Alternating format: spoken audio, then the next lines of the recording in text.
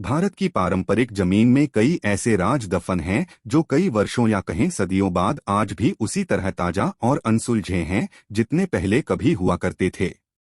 ये रहस्य कुछ ऐसे हैं जिन्हें जितना सुलझाने की कोशिश होती है ये उतना ही उलझते जाते हैं। ऐसा ही एक राज राजस्थान के जैसलमेर जिले के कुलधरा गांव में भी दफन है। यह गांव पिछले 170 सालों से वीरान पड़ा है। एक ऐसा गांव जो रात ही रात में वीरान हो गया और सदियों से लोग आज तक नहीं समझ पाए कि आखिर इस गांव के वीरान होने का राज क्या था।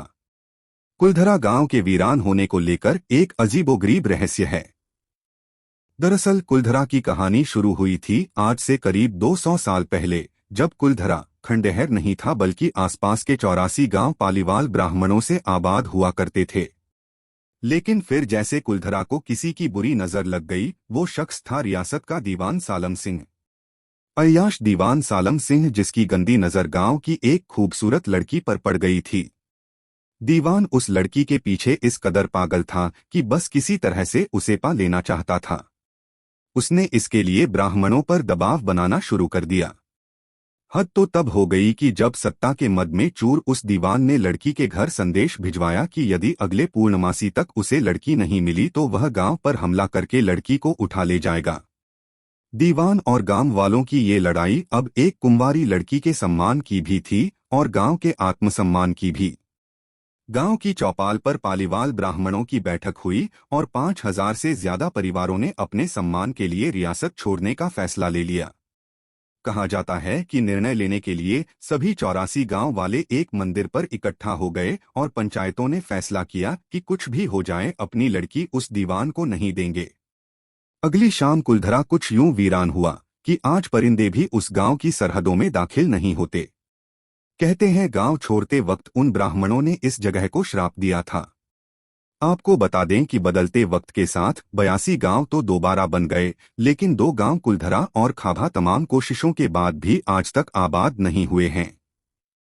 ये गांव अब भारतीय पुरातत्व विभाग के संरक्षण में हैं, जिसे दिन की रोशनी में सैलानियों के लिए रोज खोल दिया जाता है।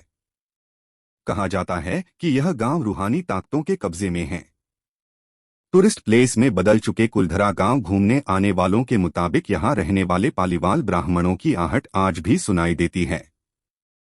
उन्हें वहां हर पल ऐसा अनुभव होता है कि कोई आसपास चल रहा है। बाजार के चहल पहल की आवाजें आती हैं, महिलाओं के बात करने और उनकी चूड़ियों और पायलों की आवाज हमेशा ही आती रहती है।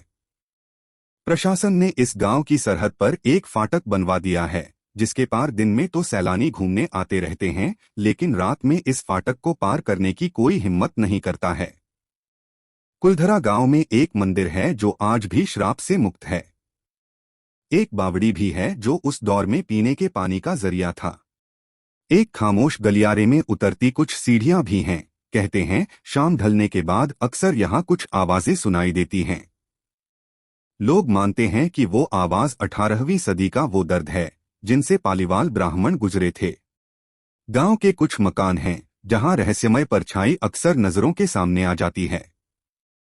दिन की रोशनी में सब कुछ इतिहास की किसी कहानी जैसा लगता है, लेकिन शाम ढलते ही कुलधरा के दरवाजे बंद हो जाते हैं और दिखाई देता है रूहानी ताकतों का एक रहस्यमय संसार। लोग कहते हैं कि रात के वक्त यहाँ जो भी आया वो हादसे की शिकार हो गया। मई 2013 में दिल्ली से भूत प्रेत व आत्माओं पर रिसर्च करने वाली पैरानॉर्मल सोसाइटी की टीम ने कुलधारा गांव में रात बिताई। टीम ने माना कि यहाँ कुछ न कुछ असामान्य जरूर है। शाम के वक्त उनका ड्रोन कैमरा से गांव की तस्वीरें ले रहा था, लेकिन उस बावड़ी के ऊपर आते ही वो कैमरा हवा में गोते लगाता हुआ जमीन पर आ गिरा। जैसे कोई था जिसे वो कैमरा मंजूर न हो। ये सच है कि कुलधरा से हजारों परिवारों का पलायन हुआ। ये भी सच है कि कुलधरा में आज भी राजस्थानी संस्कृति की झलक मिलती है। पैरानॉर्मल सोसाइटी के उपाध्यक्ष अंशुल शर्मा ने बताया था कि हमारे पास एक डिवाइस है जिसका नाम गोस्ट बॉक्स है। इसके माध्यम से हम ऐसी जगहों पर रहने वाली आत्माओं से सवाल पूछते हैं। कुलधरा में भी ऐसा ही किया। जहां कुछ आवाजें आई तो कहीं असामान्य रूप से आत्माओं ने अपने नाम भी बताए। 4 मई 2013 शनिवार की रात्रि में जो टीम कुलधरा गई थी उनकी गाड़ियों पर बच्चों के हाथ के निशान मिले। टीम के सदस्य जब कुलधरा गांव में घूमकर वापस लौटे तो उनकी गाड़ियों के कांच पर बच्चों के पंजे के निशान भी दिखाई दिए। जैसा कि कुलधारा गई टीम के सदस्यों ने मीडिया को बताया, लेकिन ये भी सच है कि कुलधरा में भूत और आत्माओं की कहानियां सिर्फ एक वहम है। इतिहासकारों के मुताबिक पालीवाल ब्राह्मणों ने अपनी संपत्ति, जिसमें भारी मात्रा में सोना चांदी और हीरे जवाहरात थे, उसे जमीन के अंदर दबा रखा था। यही वजह है कि जो कोई भी यहाँ आता है वह जगह जगह खुदाई करने लग जाता है, इस उम्मीद से कि शायद वह सोना उनके हाथ लग जाए। उम्मीद है कि आप सभी को अनरिवील्ड मिस्ट्रीज की ये वीडियो पसंद आ गई होगी। ऐसे ही और वीडियोस के लिए चैनल को सब्सक्राइब करें।